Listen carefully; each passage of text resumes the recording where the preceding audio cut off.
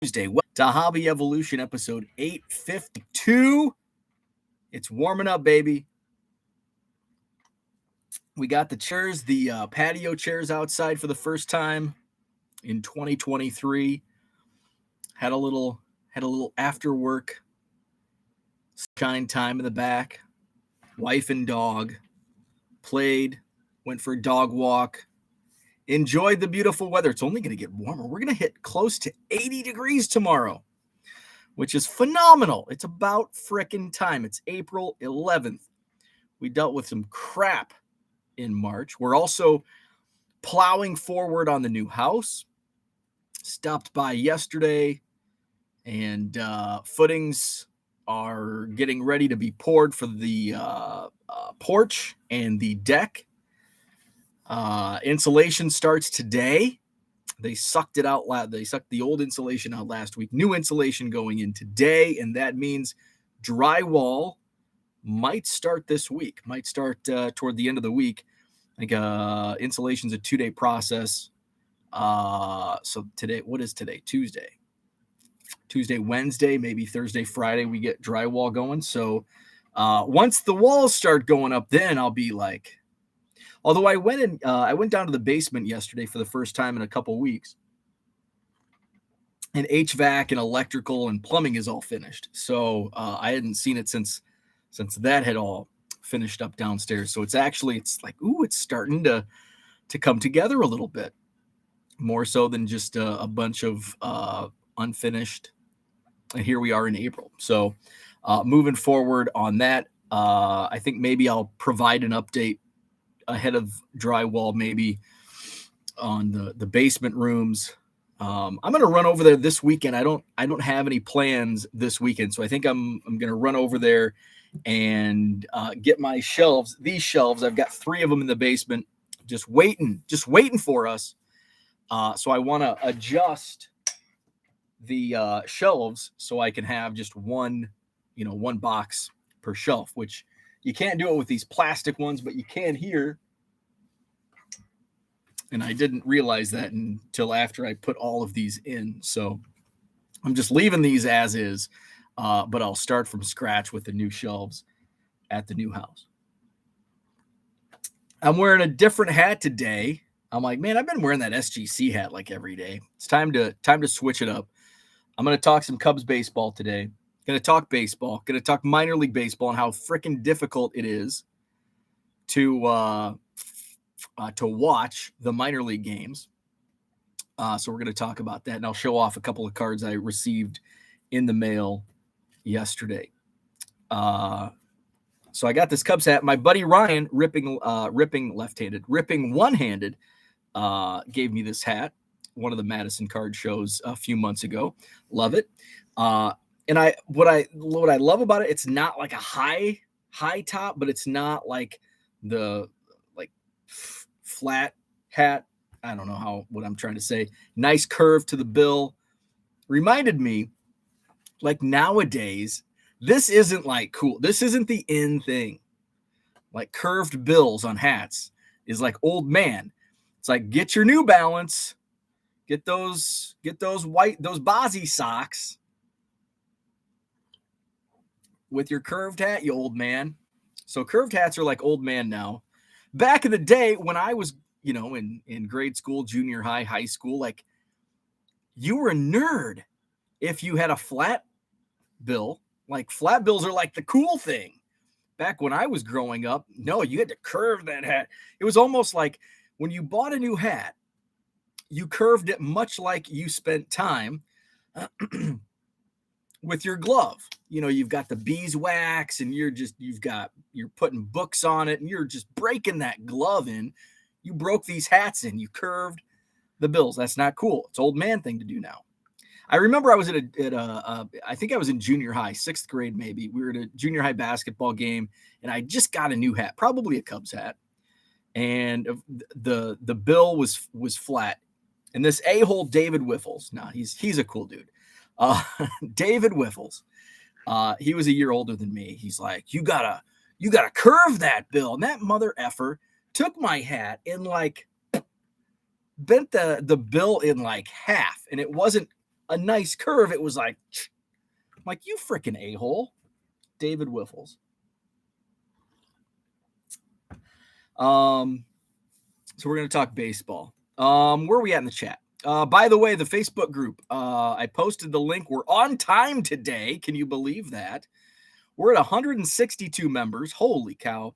In the Facebook group, Hobby Evolution. We've got so much chat going on. It's awesome. So the chat doesn't end with this show. You can go over to the Facebook group, continue the chat. We've got some great discussions going on. Here's the link in the chat. I think I forgot to put it in the description, but there it is in the chat. Join the Facebook group. We've got some awesome discussion going on in there. Kyle's with us. What's up, Kyle? Terry, good morning. Boston Smoke in the house. We've got Brian Dean. What's happening? Christian, good morning. David, T206 Kid. Good morning, Tony. Victor in the house. Good morning. Great Cub win last night, thanks to Madrigal, smart running the bases in extra innings. Nikki Madrigal with a great stolen base of third. I love the extra inning rule. I didn't think, and they used this last year, right? This isn't the first year of the extra, the ghost runner. At first, I'm like, this is silly. But have you ever sat through an 18-inning baseball game? Oh, my God. I mean, it's bad enough, like 9 innings pre-pitch clock. But last night, I watched the entire Cubs game. I'm a diehard Cubs fan, but I'm going to tell you, maybe I'm not a diehard Cubs fan because I'm impatient with baseball, and I won't watch full games. Like, it could have been a tie game going into the 10th, and depending on what time it was, if it went into the 11th inning, I'm shutting it off. It's like, I don't care. And now if it's the playoffs, that's different. But on April 10th, I'll just shut it off. It's time for bed. But now in last night, 6:40 was a great start time. It's a weird because it's just we're not accustomed to 6:40 start times. Playing the Seattle Mariners, J-Rod. Last night, Wrigley Field. New lights. Wow. Nice bright lights at Wrigley. 6:40, great start time. Pitch clock, love it. Because normally you go 10 innings and it's going to be 10 o'clock on a 6:40 first pitch, or 9:30, 10 o'clock. But before 9:30, watched a game. I didn't even notice. When I'm watching the game, I don't notice that it's going faster. So anybody who says differently, I think you're lying. And in a lot of the people that I see complaining about the pitch clock are older fans, like my age and older. But when we were growing up, take a look at how long games were. Less than what they are now with the pitch clock. Faster. So I love the pitch clock. And it honestly doesn't even, I don't realize, if you're watching the baseball game, you don't realize that it's moving along a half an hour faster until like the very end. It's like, oh, wow, it's only 9 o'clock. So I love it. I love the Ghost Runner. I probably say I love the Ghost Runner because it worked out in the Cubs' favor last night. Nick Madrigal, Ghost Runner at second. Although I think the Cubs loaded the bases in the top half of the 10th inning. Keegan Thompson was pitching. They had their Ghost Runner, and then he walked a runner. It's like, oh, perfect. Sets up a double play. That could have been by design. Like, he was really like working the strike zone, trying to get the strikeout by getting close to the strike zone. But if he issues a walk, good. Like I love that. I love that strategy and that dance the pitcher does. So I think that might have been kind of by design. So and then I think, was there a hit? Might have been a hit. Loads the bases. I'm like, oh crap. Or might have been an out. And then with one out, there was a hit that loaded the bases. Got out of the jam, still tied. Bottom of the 10th, Nick Madrigal, Ghost Runner at second, steals third base. And it was He caught the pitcher, whoever was pitching for Seattle, caught him off guard, steals third base, and then who was it? Nico Horner with the game-winning RBI single. So a fun finish. And the Cubs are above 500 now, 5-4. And I was looking at the standings, and I said with my bold predictions, I was looking at the National League West, and I'm like, the Dodgers, Padres, and Giants are all going to kind of be log jammed when it's all said and done. And they're all kind of log jammed right now. Of course, we're only they're 11 games. The West is 11 games into the season. The Dodgers and Padres actually in second place, tied at 6-5. Diamondbacks are in first, 7-4. Now it's April 11th. There's 151 games left. There's plenty of time. Giants are 4-6. NL Central, Cubs right in the middle at 5-4. They're a half game behind Pittsburgh, a game and a half behind the Brewers, who are in first place with a 7-3 record. Braves are in first up in the East at 7-4. Do we even want to look at the American League? Does anybody care about the American League in here? There's probably some Yankees fans in here. We've got Red Sox fans. How about the Tampa Bay Rays? 10-0. 13's the record, by the way, to start a season. We talked about that yesterday. 82-87 is when that happened. Braves and Brewers. Tampa won again. They didn't win by a big, like 11-0 on Sunday. They won 1-0. Love those games. So the Rays are in first place. 10 games into the season, and they're 4 games into first place with a 10-0 record. What else do we have going on? George in the house. What's happening, George? Harlan is here. Brian Baker, good morning. Brian Wolf. Eric, what's happening? Eric, I was just thinking about you this morning. I wanted to confirm that you are good for April 29th. Eric's a dealer at my Madison card show, April 29th. I am sold out, but Eric's got a spot. Don't worry. I had somebody reach out. They're like, I was listening to one of my dealers. I was listening to your show on Sunday. I've got my spot, right? Yes. You got your spot. Eric, you've got your spot as long as you're in for April 29th. Otherwise, we are sold out. Opinion on Green Bay show. I've only been to one. I went to the first one. It's a really good show. It is a really good show. I would advise going. And if you want, I think they're sold out for this. The Green Bay card show's this Saturday. I think their tables are sold out, but maybe reach out to Matt, because as a promoter myself, I know that those last few days leading into a show, there can be some cancellations and movement. You might be able to get in. It's a great show. Personally, I set up at their very first show last May.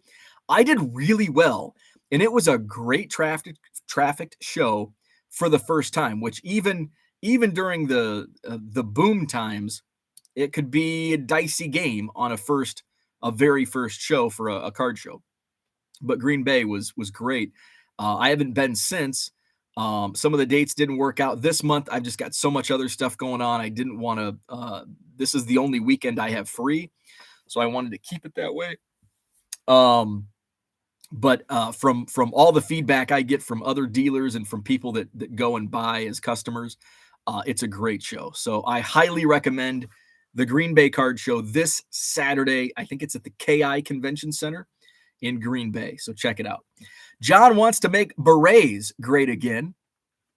I've got some friends and acquaintances that rock a beret on occasion. Let's see. Brian says, any update on the demo guy? Yesterday you mentioned the possibility of a potential sale. Oh, Brian, I'm glad you mentioned that. I was going to post this in the Facebook group and I did not. I failed. So yeah, my buddy Josh, who's a demo guy. Where's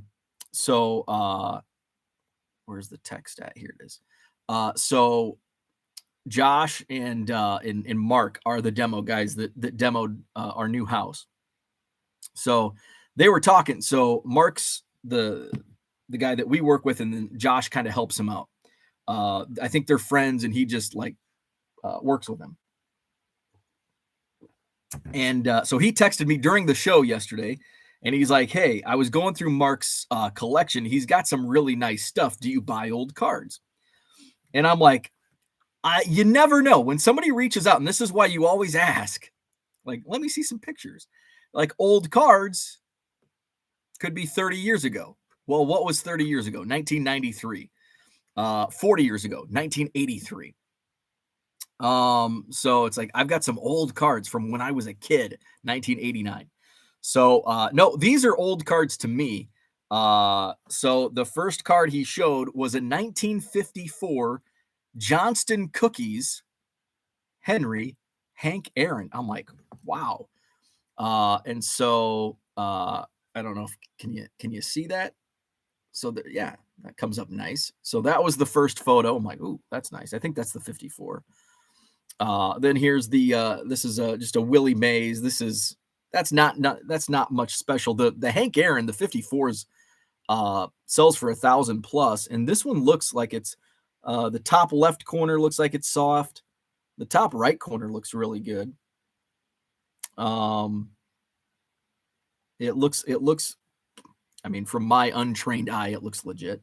But I mean, these, I doubt anybody's has reprints of these. But that's a Mantle Baseball Thrills. Maybe this is that the 54 Johnston Cookies? So those were the ones up. Here's Hank and Mantle. So he said, we still have several boxes to go through. Are you interested in looking at them and maybe buying everything? Yes, I am interested. So at some point, I'm gonna take a look at what they have. So that's So thank you, Brian. I was gonna post that in the Facebook group and failed to do so. By the way, Facebook group, we're up to 162 members. Check it out because you can anything I talk about that I something like that, which normally I would have posted, I'll post in the Facebook group. We've been sharing a lot of knowledge in there as well. eBay store, Card Dealer Pro tips and tricks, eBay tips and tricks, sharing our eBay store links. We've got purchases going back and forth between members, looking at each other's eBay stores. We're talking baseball, all kinds of fun stuff. So check it out. Facebook group, Hobby Evolution, link in the chat. Cooter says, I'd rather be called an old man than look like an idiot with a flat bill. Me too. But I'm not ready for New Balance just yet. Although, if you look at my Google searches, you'll find what are the most comfortable walking shoes? What are the most comfortable standing shoes for standing around for 8 hours at a card show? I've done that. Herman in the house. What's up, Herman? Donald, good morning. Herman says, give me a trucker's hat, Cooter, on its third year. Ed says, good morning, all. What's up, Ed? Good morning, Steve Ains Comedy. Cooter hates the Ghost Runner. Let the game play out naturally. Now, I posed a couple of these questions to a Major League Baseball player. I'll leave him nameless. But he likes the Ghost Runner. And I'm like, what?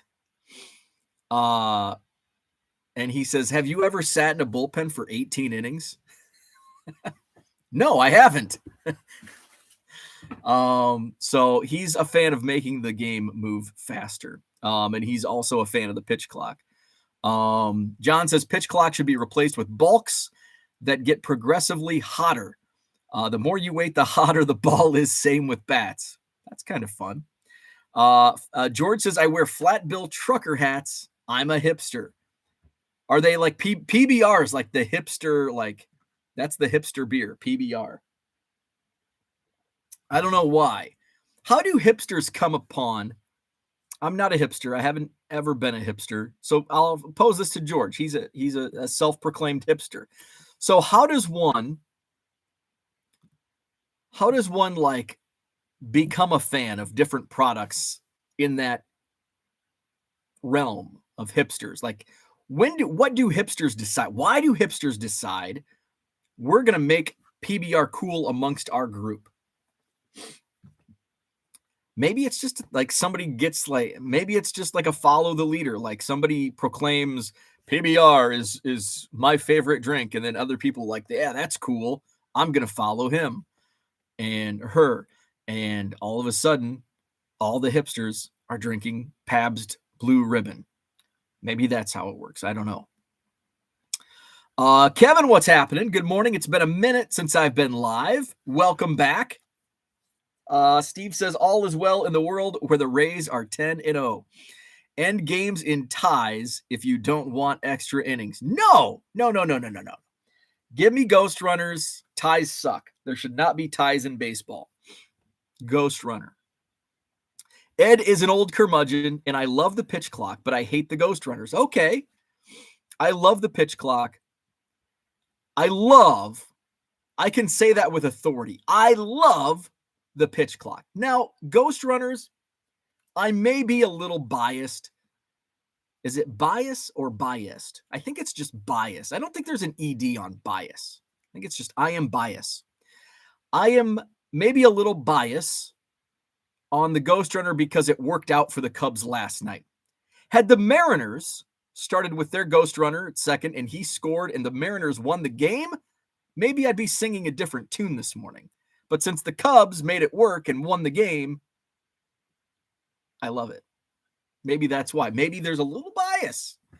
So I can't with authority say I love the ghost runner. I can, however, watching many games this year, spring training, like in person at spring training, on TV the first 10 games this year.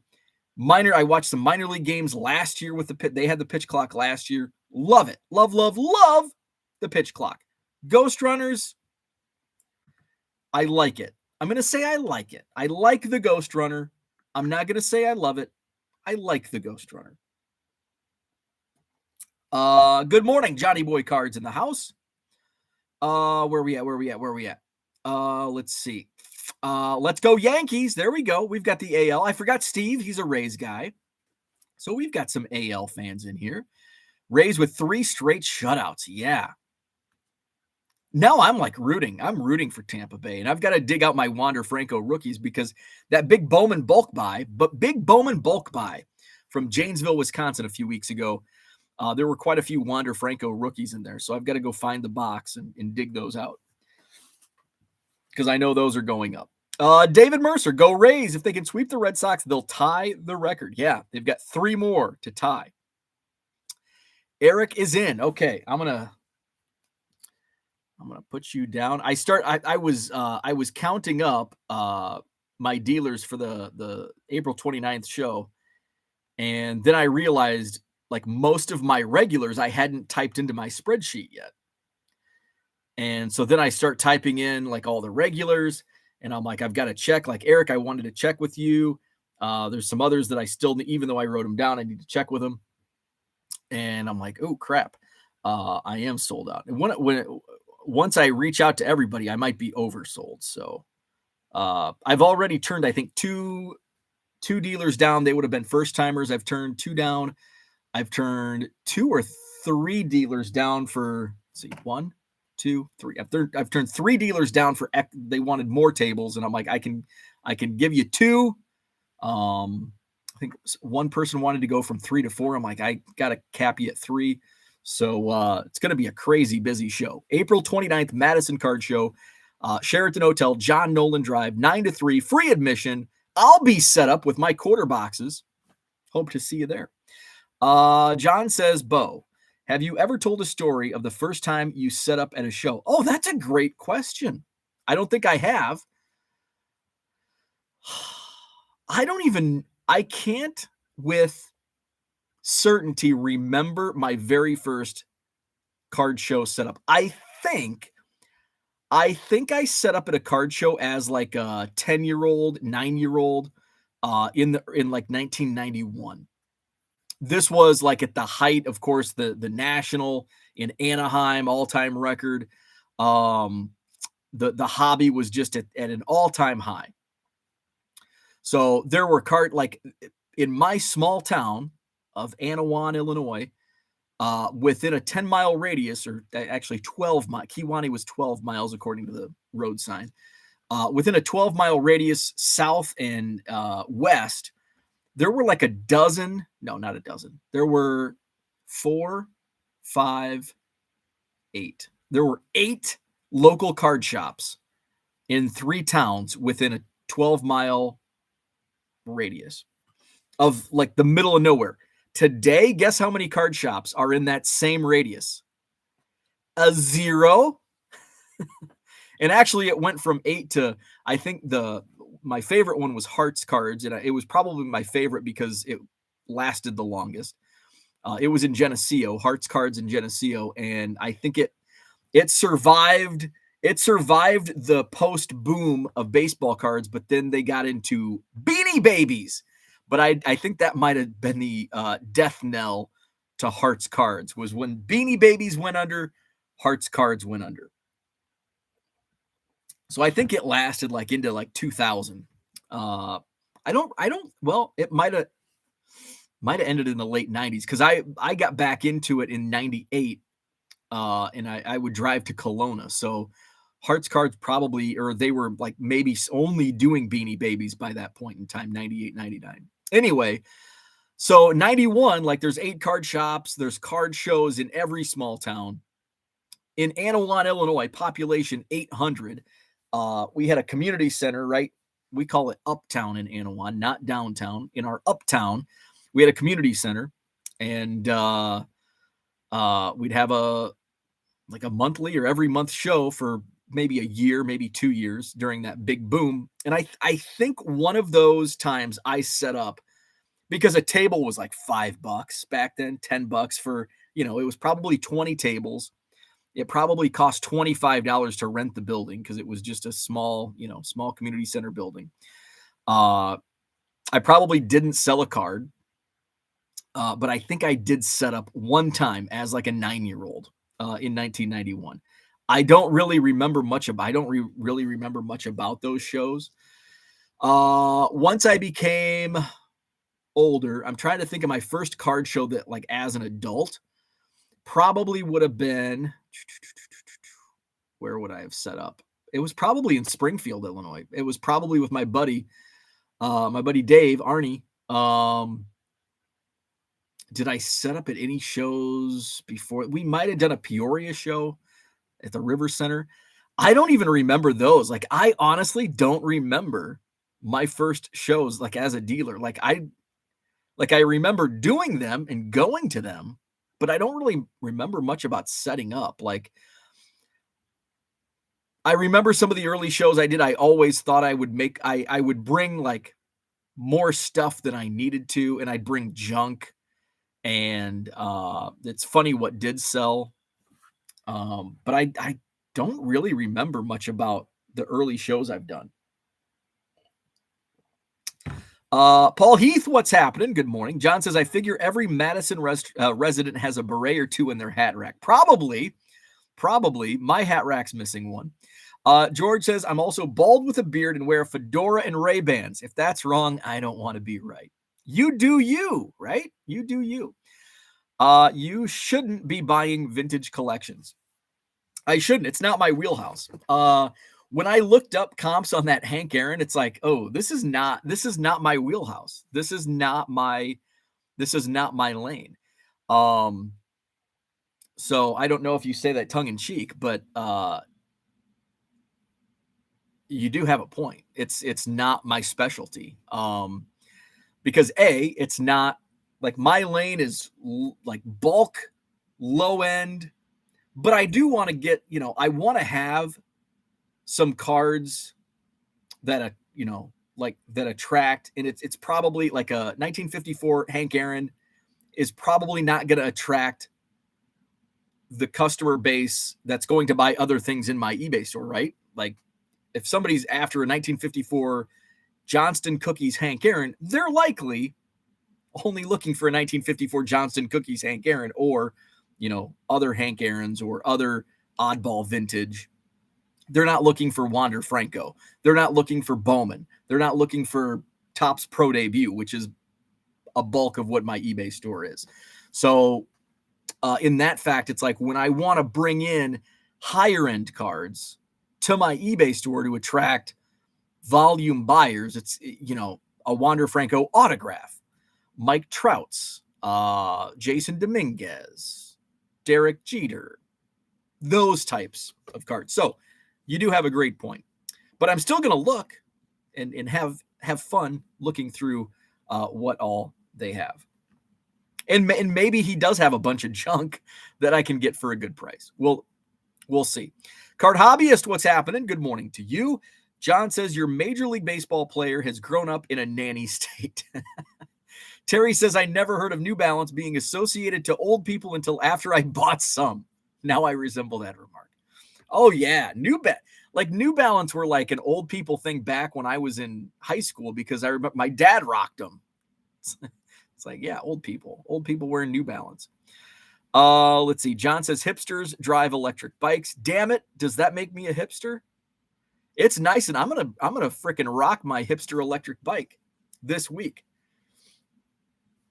Let's see. Joe Caprino, what's up? Went to a game this weekend and wow, did the game go fast. It was nice. Love the pitch clock. Love it. One is a verb. The other is a noun. I'm okay with the ghost runner, but it should start at inning 12. Okay. I think I like this point. Where am I? I just skipped ahead too far. Card Hobbyist says, I'm okay with the ghost runner, but it should start at inning 12. Give us a couple extra innings of regular baseball. I actually like that. I think I like that. Maybe 10th inning is a little too soon for the ghost runner. 12th, yeah. I think I even like the 12th inning. I like that. Give us 2 extra innings of, if you can't get it done in 2 extra innings, you don't need to play regular baseball. 12th inning, you start the ghost runner. I like it. Card Hobbyist, you're hired. You are replacing Rob Manfred as long as you like the pitch clock. Rob Manfred, you're out. He should have been. He's a clown. Get him out of there. Card Hobbyist for commissioner. Cooter says, tell your unnamed major leaguer to sit in the bullpen and count his money. George says, my hipsterism is authentic. I'm a redneck. Grew up wearing flannel and drinking crappy old beer, right? Hipsters are just doing what we all did growing up in the country. It wasn't cool. It was just it was life. It wasn't like the cool thing to do. We didn't seek out flannel shirts and Busch Light or PBR. It was just what we did. George never grew out of it, just staying true to my roots.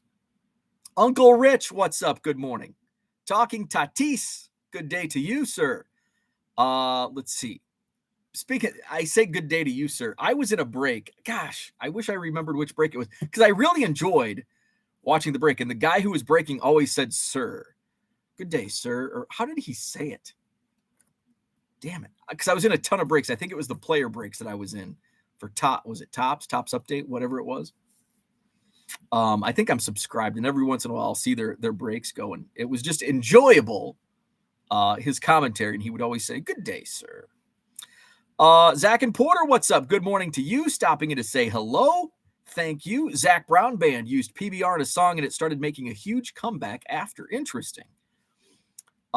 Pete, remember the old commercials? And I can't find, I've tried looking for these on YouTube, and I can't find them.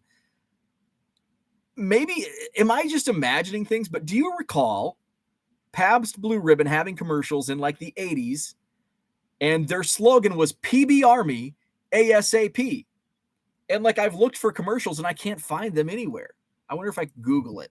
PB Army ASAP. PB Army ASAP.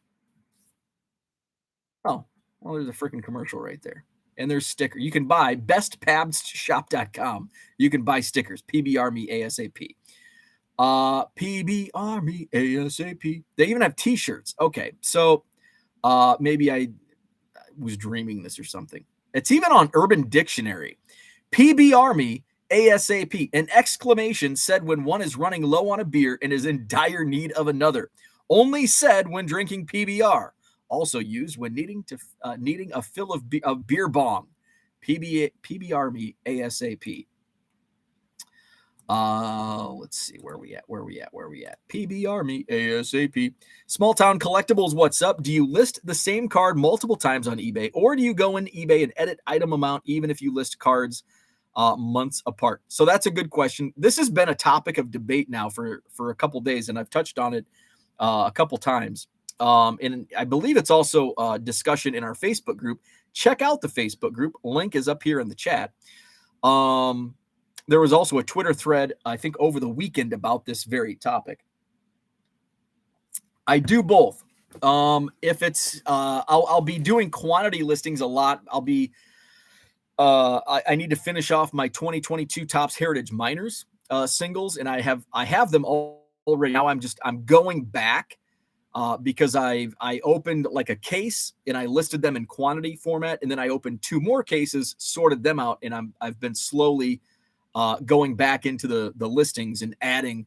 Okay, here's 18. I need 18 plus 6. I now have 24 of these, and filing them away. So on modern, ultra modern cards, Bowman, Topps Pro Debut, Heritage Minors, those are, products that I get cases of. I do quantity listings. If it's an older card, like I've got a stack of like the last Goodwill palette, which another one still hasn't come up.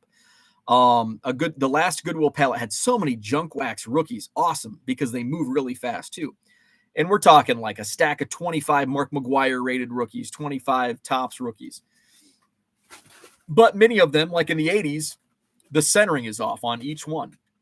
So those, like in the 80s, or maybe this one has a dinged corner or, whatever. So basically like 80s and maybe even into the 90s, I'll list them separately. It's easy to tell which one is which, because that's probably the follow-up question. Well, how do you know which one is which? I'll scan them and upload them separately into each batch. So like I'll put the first 87 rated rookie Mark McGwire, it's in 12A. I'll set another one aside. It goes in 12B, 12C. So I know I only have one card per tab within my inventory. So that's how I roll. So I do both. I do multiples on ultra modern cards, and then I list them separately on older. Now, there are some instances, which I think I actually showed off yesterday, like the 84 Topps Mike Singletary. I had like 200 of them. I'm not going to take the time and do 200 different batches. So I'm just going to try to find a nicely, since I have 200, and obviously I haven't sold 200.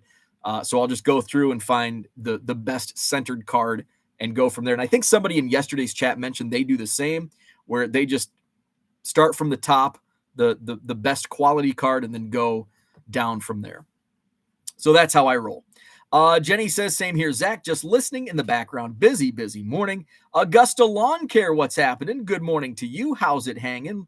What's the response? How's it hanging? Low and I can't remember. Mark Marinello, what's up? For the first time in a while, my hockey and basketball teams are in the playoffs. That's fun. I think my camera went out of focus. That's fun. I don't have a hockey or a basketball team. I guess I'll root for Chicago teams. I don't think the Blackhawks, I think they're like one of the worst teams in the NHL. I don't think they'll be in the playoffs. The Chicago Bulls, they let like 80% of the teams in the playoffs, so I imagine the Bulls are going to be in the playoffs. I don't know. Are the Bulls in the playoffs? Anybody follow the NBA? I have no idea. Card Hobbyist says, when I was in college, a local bar had 25-cent pitchers of PBR on Wednesday nights. Those are dangerous games. 25-cent pitchers. I don't recall ever having that cheap. We had dime night 10-cent drafts, which I guess 25, that'd be 2.5 drafts. So that wouldn't fill a pitcher, would it? We had dime drafts on like Thursdays, the Ritz. The Pace might have had, I think they were quarter draft night was, because I mean, that was early 2000s for me. So inflation hit the cheap beer market. Quarter wing night was awesome at the sports bar. Victor, what's happening? I do every morning, listen in the background as I'm busiest in the early morning. Thank you, Victor. Red Light 34 in the house. Jenny says, where are we at? I see Low Roller has entered the chat. Let's see. Jenny says, for every one card shop that was in a radius in the 90s, there is now 1,000 online sellers in said radius. Dan, what's happening? Good evening to you. Low Roller says, wahoo, Bitcoin just reached 30,000. Wow. Bitcoin is back. Let's see. I haven't even checked my Coinbase. I don't have any Bitcoin. I don't have any Litecoin. I don't have any Ethereum, but I have like some of the shit coins. I I think when I got my new phone, it logged me out and I haven't been able to log back in. Or, skip. Just put me in. Oh, it did let me in. So, my crypto accounts are worth more. I don't have much, but better than what it was last time I checked. So I am holding Tezos, Cardano. Oh, wait, no, that's not what I am holding those, my assets. Let's see. I'm holding Shiba Inu. I jumped on that bandwagon. Tezos and Cardano. So just those three. Tezos. Oof, that's dropped a lot. Like they all have. Let's see. Dan crossed over 38,000 listings last night. Congrats. Low Roller wants a recap of the fantasy baseball leagues. How's the Hobby Evolution Facebook League? How's the Hobby Evolution Fantasy League doing? Because we're 1 week in. We are 1 week in now.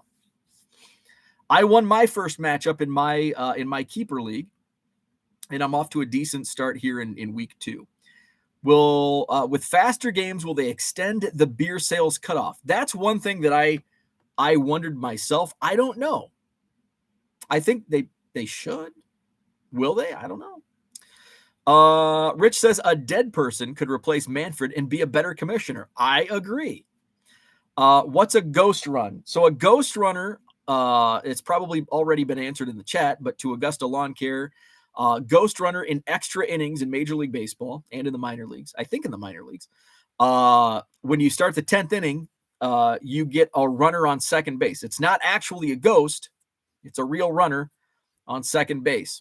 So they call it a ghost runner because he didn't reach base on his own accord. He was just placed there out of thin air. So there's a runner that starts the inning at second base. So that's what a ghost runner is now in Major League Baseball. Beer sales are based on 2 things: time, innings. 1 and 2 do not have to be at the same time, so you can go a bit further. John says Jordan Walker market heating up. Nice little streak he had. It's been hot. The Jordan Walker market has been hot since he was announced that he made the opening day roster. I cannot keep, even from when he got the call, like any Jordan Walker card that was in my store was selling. I've probably sold 50 Jordan Walker cards in the last 2 weeks. His market is hot. Card Hobbyist, as new MLB commissioner, pitch clock can stay. Thank you. Okay, you're hired. And mandatory league-wide dollar beer night once a month. Oh man, I don't know. Didn't Dime Night in Cleveland or Disco Demolition Night in Chicago teach us something? Dan says, I think Bo will turn gas station pizza into the next hipster trend. It probably already is a hipster trend. Casey's Taco Pizza. It can be PBR if necessary. Talking Tatis. Admittedly, I am old, but Sir from Piers seems weird. Sir still sounds like my dad's friends to me. Sir, yeah. I don't know. I got carded at my small town, hometown gas station. It was really bizarre. So I went back to my mom's last weekend. And so was it on Friday? No, it might have been Saturday. I think it was Saturday night. I had ran. There's only, since the IGA closed, it's only, well, there's 2 gas. There's the Shell station, which is like, if you've grown up in a small town, you kind of know this. Now, this is, have you ever watched the movie? It's one of the greatest movies of all time. What's Eating Gilbert Grape? I haven't seen that. I need to find that movie. Such an awesome movie. Leonardo DiCaprio. Who's the Johnny Depp? Juliette Lewis? Oh my God. Amazing movie. If you haven't seen it, you probably have. Go watch it. What's Eating Gilbert Grape? We actually watched it in high school, and it's kind of like, yeah, I don't know, because I think we might have been sophomores in high school, which is kind of, you're still in that like weird, awkward, like probably not mature enough to watch the film. Anyway, What's Eating Gilbert Grape? Small local grocery store, and this is like early 90s. Big monster, like Hy-Vee or somebody moves in to their small Iowa town. That's not like, but that's like kind of a side story. Oh, one of the what's the one guy, the comedian, the comedy guy? He was in he's one of Will Ferrell's buddy, John C. Reilly. I think he was in it. Anyway, so that's what, if you've seen that movie, if you know what I'm talking about, a big like conglomerate chain moves in, squeezes out the little small town grocery store. That's kind of in Anawan, but you're still like the regulars, the townies. In Anawan is right on the interstate, so I'm like intermixing these two storylines. So Anawan's right on Interstate 80. We had, for the longest time, like two like locally owned gas stations across the street from each other. There was the Phillips 66, and across the street was a Shell when I was growing up. It was a Standard. I think it was Standard, and then it turned into Phillips 60, Standard Oil, and then it turned into Phillips 66. And then they tore it down, and an outside venture comes in and builds this nice, shiny, brand new Shell gas station with a Subway, because they get that Interstate 80 traffic. But us, as townies and locals, we want the simplicity of a small, somewhat locally owned gas station. And we call it the Shop and Go. I don't even know what the hell the real name of this gas station is. I don't think it has a name. So we just call it the Shop and Go. The Shop and Go gas station. So I'm still committed to the Shop and Go, even though it stinks. It smells. Like you walk in, it smells like somebody took a giant dump, and it just lingers for 12 years. No, 25 years. It smells. It's dirty. It's like there's no room. Like two people can't walk side by side. It's clustered, but I love it. It's what I've always known. I don't want to go to the new shiny, clean, non-shit smelling gas station across the street. I want to go to the shit smell Shop and Go. And usually at the shit smell gas station, the Shop and Go, there's this dude that's working there every time I go in. And he's like the nicest, happiest, friendly guy. And he wasn't there last weekend. I don't know. Maybe he doesn't work there anymore. So he just like, I could be 12 and he would probably sell me beer if I was 12. But anyway, I went in, he wasn't there. He wasn't working. And it was somebody else was working, and they carded me, which I'm 40. I'm a man. I was very happy getting like, oh, really? I went home. I opened that door like the house I grew up in. I opened that door as proud as I was the day I got a B+ on a test. Mom, guess what? I got a B. I walked in. Mom, I got carded. So anyway, why the hell did I even share that story? I don't know. Is it because I said because of the Sir conversation? I don't know. Flipping sports guy in the house. What's happening? Time to keep searching if a card was listed already is such a waste. I'm going to agree and disagree. So I'm going to agree if it's a card I don't know if it's listed.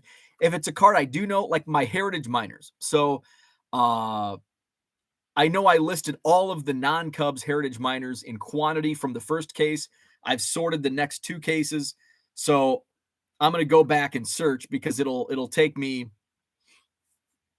Actually, if I scanned them in and used Card Dealer Pro, I could probably just hammer it out, but then I've got to count. I've got to do all that. So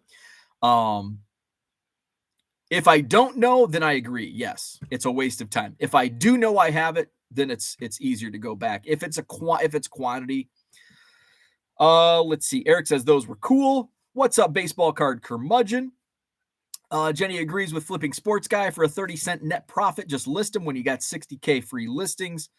In my issue, like I'm already getting to the point though where I'm closing in on 40,000 listings, getting up to that 60,000 mark. And then I've got to be more because once I hit 60K, it's kind of like I akin it to body wash. Body wash. Like when you get a brand new bottle of body wash, you're like, just, I don't care. I've got a whole bottle of body wash. I'm going to wash the shit out of myself. But then all of a sudden, when you get down to like this much body wash and you're like, oh shit. Oh, that's too much. And then you're getting to the point where it's like you're putting water. You're like, you ever do this? You're squeezing the bottle. You get water in there and then you shake up the body wash. And then you smell like my hometown shop and go gas station because you're not using enough soap. That's where I'm at with my, I'm at the body wash stage of my eBay store listings where I'm starting to like be careful. Like when I was at 20,000 listings, it's like, oh shit, I've still got 40,000 listings, but now it's like I'm at 40,000. I've only got 20,000. It's like, ooh, that kind of went fast. Now I've got to start filling that soap bottle up with some water, saving my listings, being a little green about it. Boomba says, what's up? Hey, brother, need a shipping address so I can send you a couple Cubs gifts, one being a 1971 Near Mint Cubs team record card and a few others along with a custom Cubs card made for you, my dude. Thank you. I appreciate that.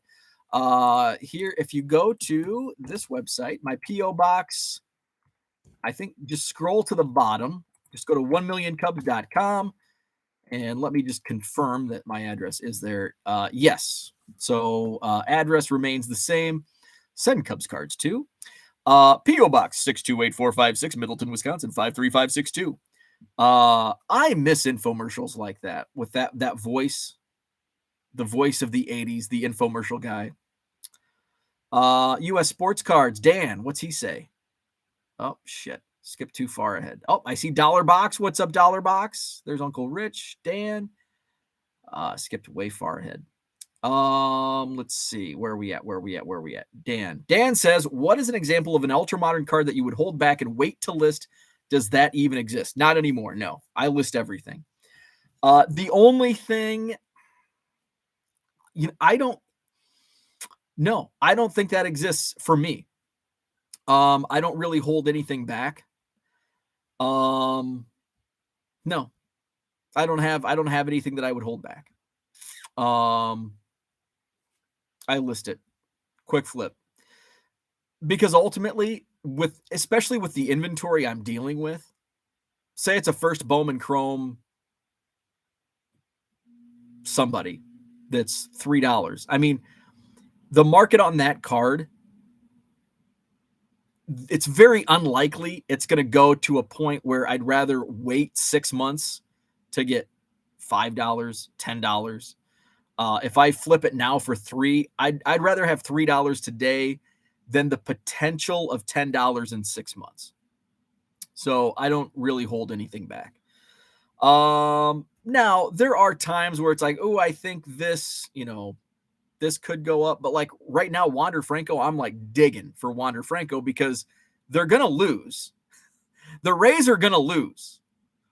They're unlikely to win the next 152 games and go 162-0 into the postseason. So, that Tampa Bay Rays rocket ship, I'm looking for Rays cards in my current inventory right now to get those listed because this is going to be likely as hot as they'll be unless Wander Franco hits 60 home runs and the Rays win the World Series. But what are the odds? The chances of that not happening are much better than the chances of that happening. So I don't hold anything back. Flipping Sports Guy says the sales history on quantity listings does help the eBay algorithm, but at $1.50 free ship, I don't think it's worth the time. Boomba says 69 watching, only 17 likes. We're up to 20. Hit that like button if you haven't already. John says Mark's basketball team has no chance. Low Roller says Major League Baseball needs copycat World Cup overtime. That's interesting. Yeah, what about a home run derby? I don't know. I don't like that. I like Ghost Runner. How about Bud Light's year-long projections were killed with one bad sales week because of their horrible marketing? I bought some Bud Lights. I'm trying to make up for all the Travis Twits. I bought some Bud Light last week. Bought a 12-pack. I went to pub, the Village Green, with my buddy. Ordered some Bud Lights. I think PR's resurgence was the 10-cent drafts and quarter pitchers. Originally, hipsters have no money. Now they have money and spend 18 innings in bullpens. Dollar Box, what's happening? I'm here for the weather and lawn cutting talk. Man, I'm still not ready to mow that lawn. Although I saw Frank's got his robot out. It hasn't been, Frank's robot is back in its charger, but I haven't seen it mowing the lawn yet. But we're due. We're due to see that robot and get my lawn mowed. I think hopefully, what's the weather like this week? And Adam, you're up north, so you probably got you're behind us down here down south. So we're gonna touch 80 tomorrow. That's freaking awesome.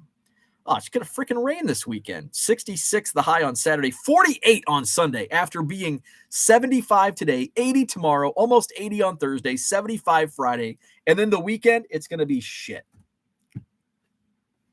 Here we are. Let's see. Dan says, looking to buy my airfare for my summer trip. Really want to eat some thin crust, deep dish, gyros, Chicago dogs, beef sandwiches, drool. John says, even being triggered by Bud Light marketing campaigns is proof of that. Brian Reynolds has been a beast this year. I only know this because I have him on my fantasy team. Mark says, John, my team plays in Manhattan. I used to go to New Jersey Nets games when they were 10 minutes from my house. Burn Arena had the best ice cream I've ever had at a sporting event. I don't know if I've ever had ice cream at a sporting event.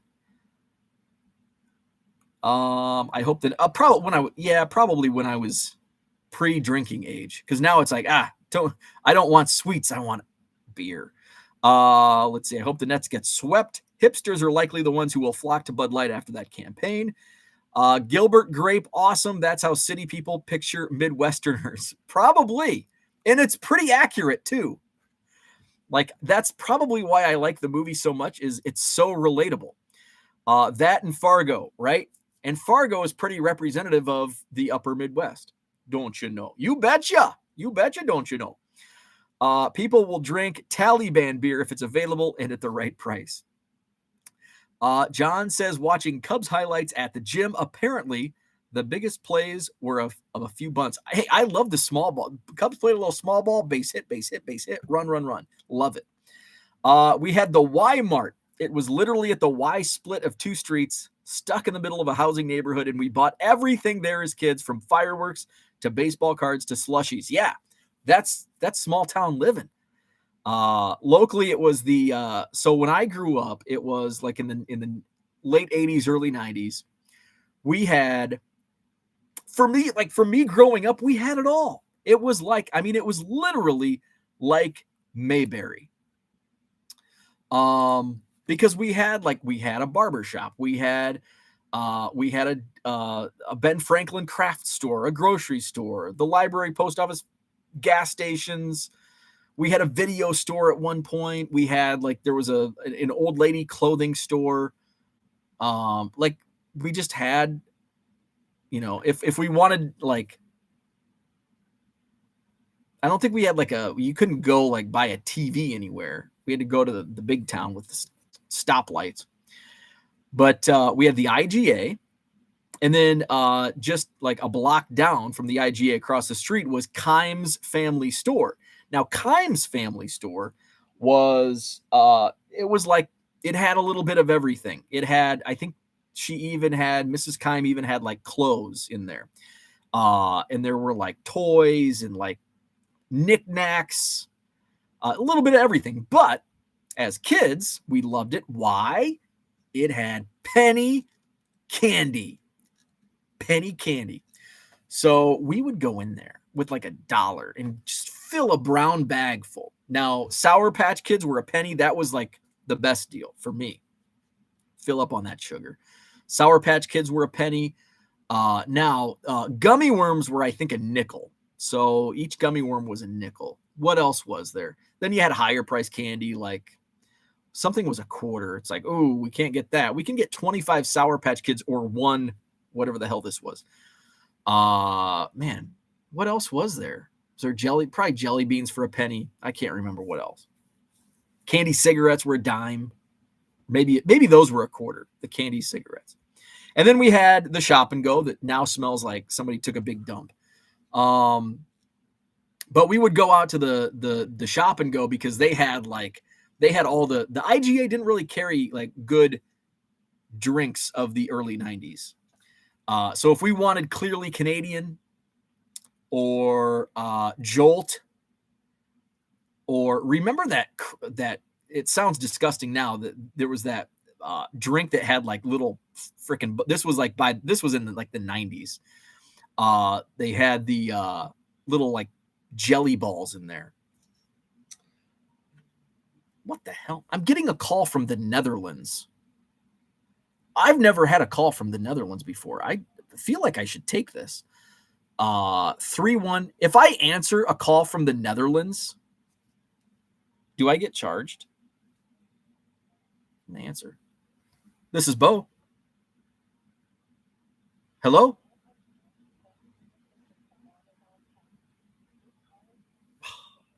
What a joke. Dear customer, this is a call from Amazon Shopping. I don't even know if I ordered anything from Amazon. My printer labels might be, I think, because I have those on like subscription. The Netherlands. I thought when I heard that recording voice, I'm like, this is going to be your car warranty. Frickin' Netherlands. I'm going to, I never answered calls like that. The only reason I answered that was because we're live here. And I wanted to see who was calling me from the Netherlands. I screen all my calls. So if you've ever tried calling me, I hate talking on the phone. So I don't answer my phone. I get that from my dad. My dad never answered the phone. And then when like my aunt would call, hey, is your dad there? That's not how my aunt talked, but we'll just play along. And I'm like, Dad, it's Aunt Tinker. Everybody had nicknames. That's not her real name. It was Marilyn Tinker. Dad, it's Aunt Tinker. He's watching NASCAR or the Cubs game. And that's what he would do, literally. And I'm like, Dad, it's Aunt Tinker. Answer the phone.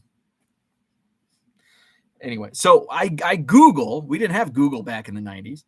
So I Google 316. I don't even know how to Google a foreign phone number. Looks more like a social security number. Yeah, I don't know how. Like you can Google like 815-999-9999 and it comes up like, oh, this is a fake phone call. I've never had Amazon Shopping call from a foreign country. That's bizarre.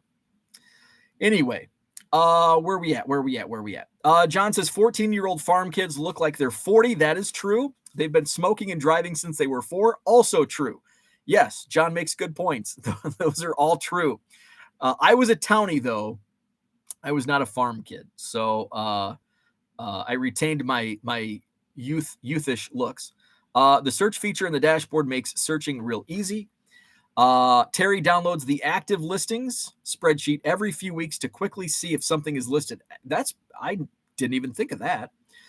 Let's see. Low Roller says, if you don't ask ID if a person works mystery shopper in ABC alcohol, come to your store, even if they are over 30 years old, the person can lose their job or face jail time. Okay. John says, by the way, our country is being held hostage by triggered people on both ends of the spectrum. I agree with that. Live your life, buy the beer you like, stop making signs about how your feelings were hurt. Speaking to all. I 100% agree with that.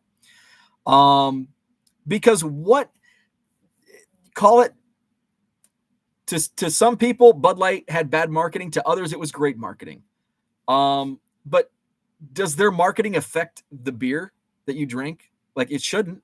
Like it tastes the same. I went out and bought a 12-pack just to see if it affected me, and it didn't.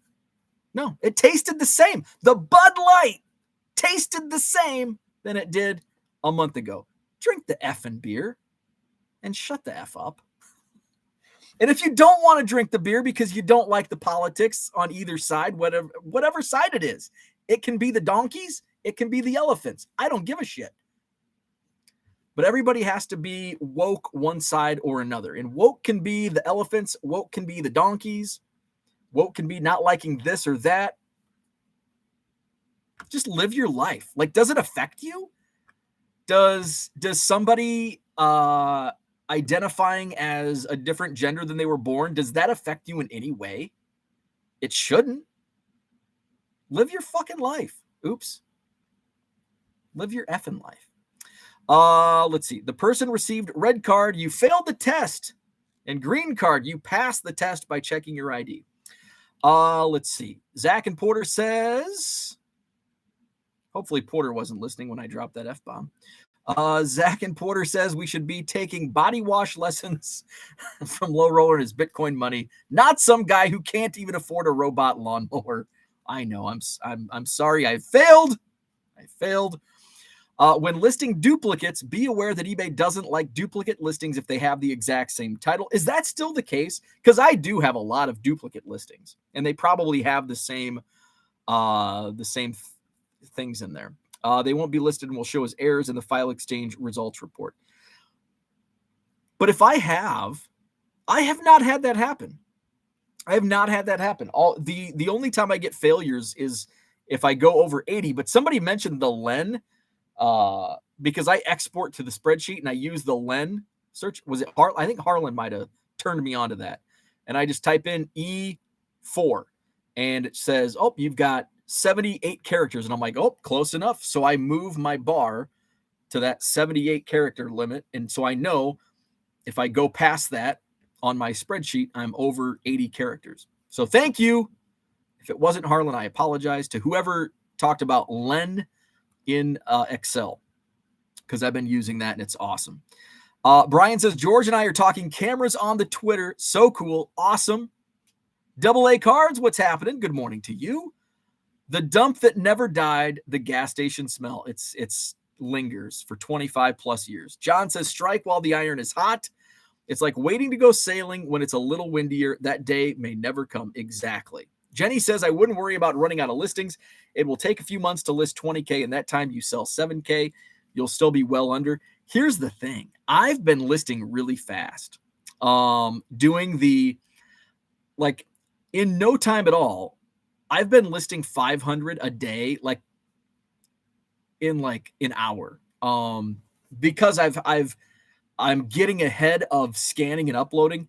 I could have done 1,000 yesterday, but it's one of the batches was, I think it was like Bowman. Some of the Bowmans, it's a little tricky, especially if it's a first Bowman. I like to have first Bowman in the title. It identifies first edition a lot especially if it's a first Bowman, it thinks it's first edition, the AI. So that slowed me down. But I think I should be able to hit 50,000 by, let's see, middle of May. In the next month, I think I'll be at 50,000 based on my current trajectory. So I'm thinking by what's my April's busy because I'll slow down. Well, I'm still 2.5 weeks out from the Madison Card Show. So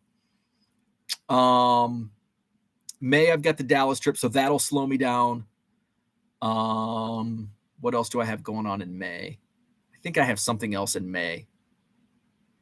So that might slow me down. So maybe let's 50,000 by Memorial Day.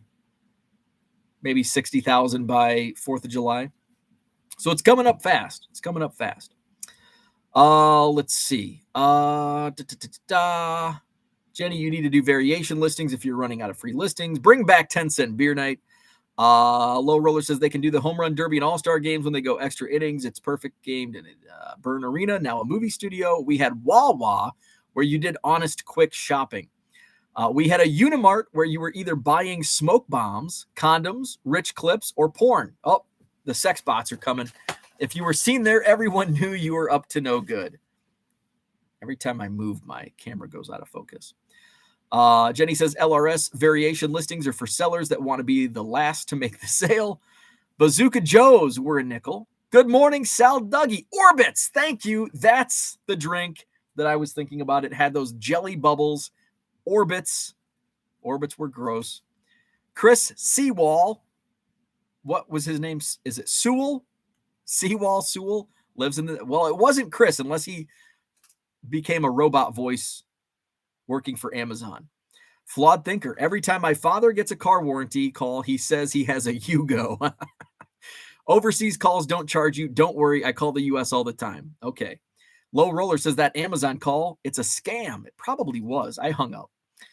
Guarantee that call from the Netherlands is Frank checking to see if Bo is home before a stopover. Let's see. Where are we at? Let's see.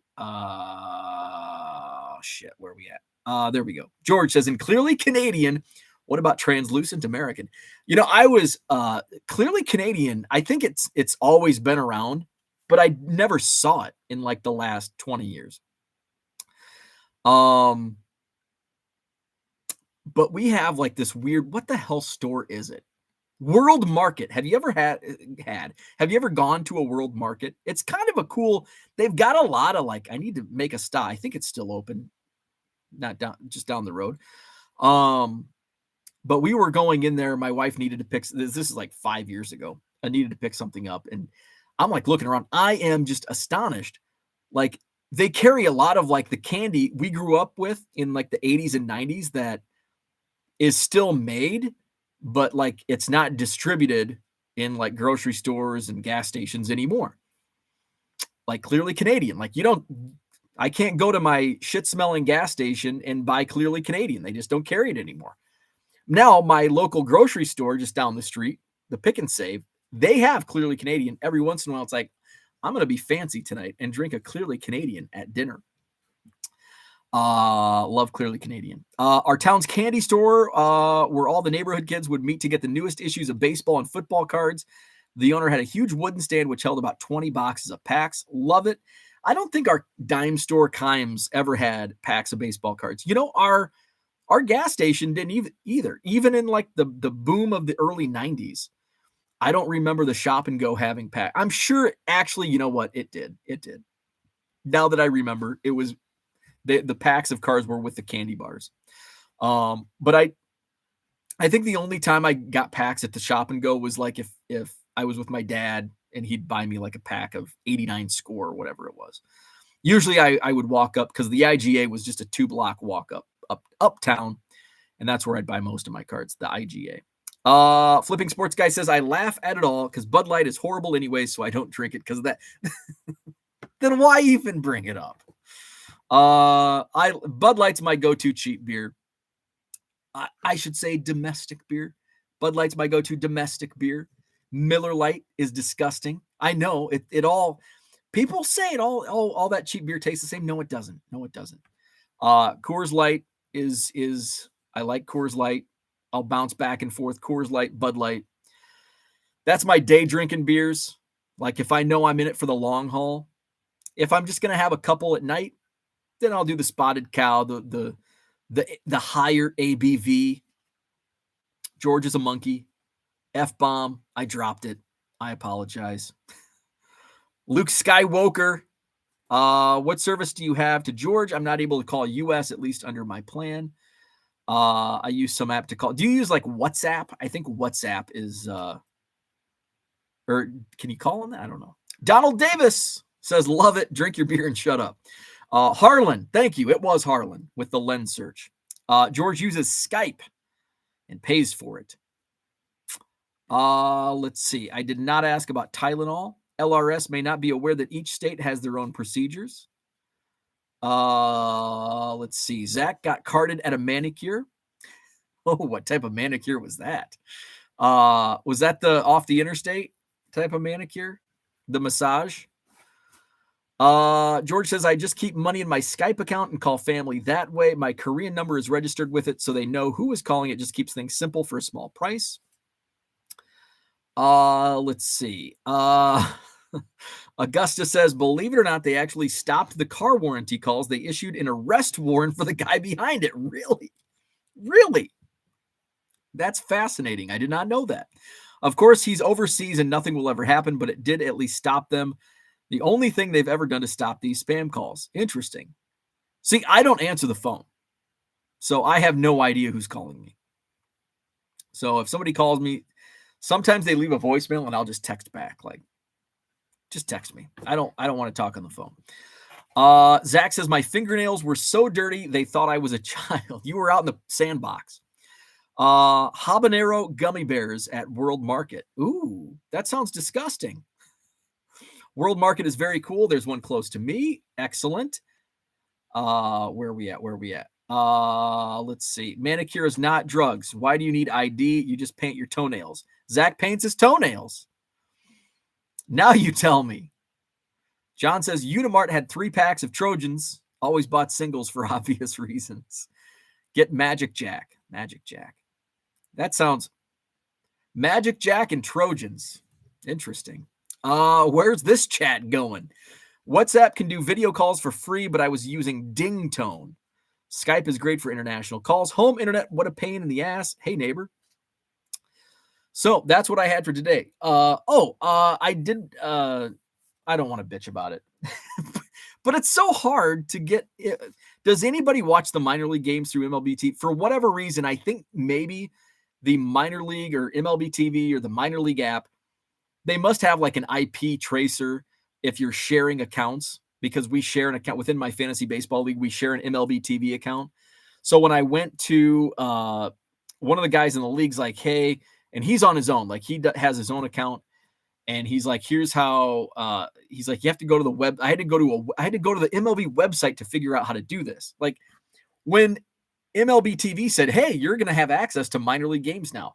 They're going to put you through the ringer, and you're going to have to read through paragraphs explaining how to do it. So I clicked on the link, and it says my account's not eligible because I logged in with the guy who signed up for it. Says I'm ineligible. So I'm guessing he signed up for it, and like only his IP address can get the minor. So I'm like, okay, I want to watch some minor league games. I think it's only like $10 a month. I think I'm still subscribed to Baseball America. I'll just cancel that subscription. I'll subscribe to MILB. So I go into MILB First Pitch, and I'm like, how do I subscribe? So I'm sections, okay, help. Oh, perfect. Here we go. Subscription management. I click on it. It takes you to MILB.com.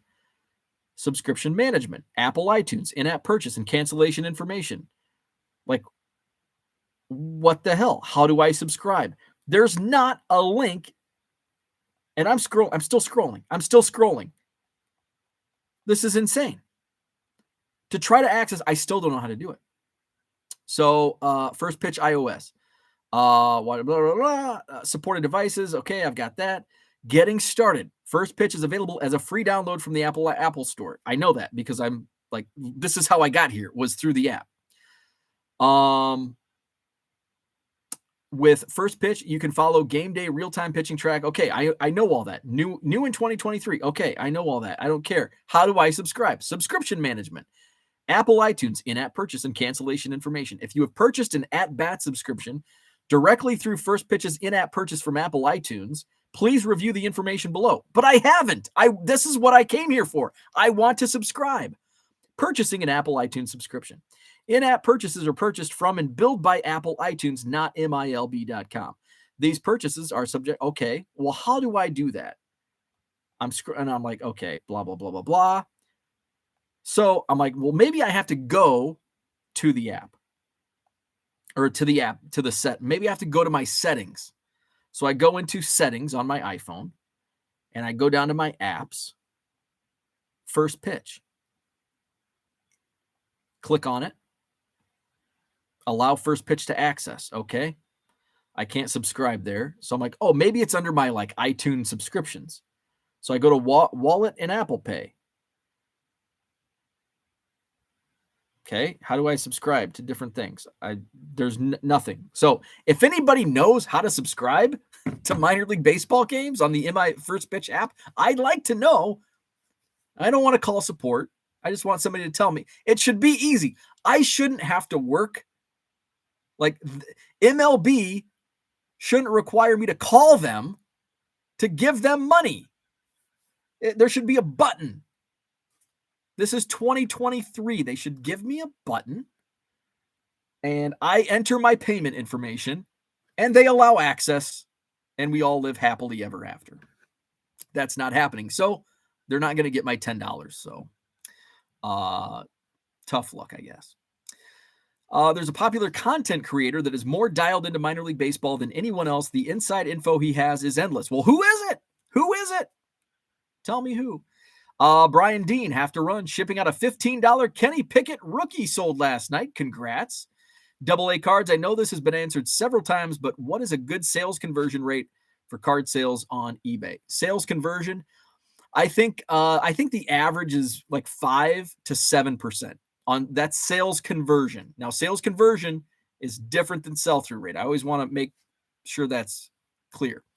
The sales conversion rate on eBay is based on your page views. It's not based on anything else. So you can access that on traffic. Mine's actually gone up here recently. I'm at 8.1%. It had dropped down to right below 7%. My sales conversion rate's 8.1%. And you can click on it. Sales conversion, by the way, and I like it because I can just click right over it. It says what exactly the sales conversion, how it's measured. The number of sales transactions divided by the number of listing page views. So that's where your sales conversion rate. So it's basically, if you have a low sales conversion rate, there's probably it's probably a pricing issue within your store. So if you have a low sales conversion rate, people are interested in your items, but they're not buying for some reason. And it could likely be that your price is too high for a low sales conversion rate. So that sales conversion. Sell-through rate is completely separate, and that's something you have to calculate on your own through different numbers. Divide your number of items sold, and I use the 90-day period. So, and you can calculate the last 7 days, the last 30 days, the last year, whatever number you want to use. So I track mine daily using my 90-day numbers. So I divide the number of items I've sold in the last 90 days, divide that by 90. That'll show how many cards you've sold in the last, or per day, on average, per day in the last 90 days. And then divide that number, or multiply that number by your active listings. And so that'll be your daily sell-through rate, which mine's right now at 0.3%. So 0.3% of my total inventory is sold on a daily basis. Let's see. John says, if I were a prospector, I'd listen to everything he says. I'm not, thankfully. Well, who is he? John, you're burying the lead. D Young Cards, what's up? So if your account holder has another team as their preferred team, you can only watch those teams' affiliate games. And yes. So, and here's a conversation I had with another guy in the league. So, okay. So we talked about it like throughout the entire day. Let's see. Ineligible for offer. Oh, that. So on the information page, how can I watch minor league games from all 30 organizations? To watch minor league games from organizations other than the ones you've selected as your favorite, follow these steps. Log in to your MLB TV or MLB At Bat subscription. Visit this page to redeem your MiLB.TV access. Download the MiLB First Pitch app and create or log into your MiLB account. So that's what I did. And that's where, when I visited that page to enter my credentials, it said I was ineligible. So I'm like, oh, well, maybe he's already activated it. So then I went to the First Pitch app, entered the email and password, and it also said this account is ineligible for access to minor league baseball, all 30 games. And I have not been able to find like your favorite, like the guy who runs it, he's a White Sox fan. But even then, I haven't been able to find White Sox minor league games within MLB TV. And I haven't been able to access the account through that login on MiLB. Jason Puck, tight security. Let's see. Jenny says it's probably because you're using another's account. He probably has to make the change access on his end. Sounds like Beckett is running the MLB app. Yeah, right? No kidding. Looking forward to eBay introducing WAR. I just woke up. How are you doing today? Doing well. Thanks for asking. Just sell cards. The stats are meant to confuse. Not really. It's a very important metric to see what's selling, and if What if you're not selling? Some of these metrics can tell. Now you have to decipher them, but the data is great information to. Okay, if my sell-through rate or if my sales conversion rate's really low, why is it really? There's a reason why it's really low, and you have to figure out why it's really low. And usually, if your sales conversion rate's really low, it's because your prices are too high. So if you're wondering, like, why am I not selling cards? Look at these metrics, and usually that tells the story. Dan just purchased his flight from Seoul to LAX, next LAX to Midway. Very nice. John will not divulge in a public forum. We'll do it over a Bud Light while wearing Nikes at the National. Let's see. Jenny asks Dan when he's coming. John says LAX to Midway sounds like a banana boat. I'd rather take a bus than fly to Midway. The metrics will tell you aren't selling. The payout will tell you the exact same thing, but they'll tell you why you're not selling. The net money that's coming in, like, hey, I'm not selling, but why are you not selling? If you don't know your prices are too high, then you've done it all wrong to begin with. Potentially. Dan's coming back July 19th. Hey, that's pretty close. So are you going to be in town for the National, Dan? July 19th. We probably discussed this. By the way, hit the like button if you haven't already. Subscribe to the channel. Also, he will be at the National. Join the Facebook group. I'll share this page. I'm going to pop it in the chat one last time. Copy that link. Paste it. There you go. We're up to 162 members in the Hobby Evolution Facebook group. We've got some great conversation going on over there. If you want to continue discussing anything, join the Facebook group. John's buying Dan a beer at the National. Let's see what else is going on. My eBay store link is in the description. Back at it tomorrow morning, 7 a.m. Central. I think that's it. Do they sell beer at the National? Oh, yes, they do. Yes, they do. Starting a GoFundMe for lonely bullpen pitchers. Some might take cards as payment too. So have a great day. Like, subscribe, join the Facebook group, all that stuff. We'll see you tomorrow, 7 a.m. Central. Have a great Tuesday.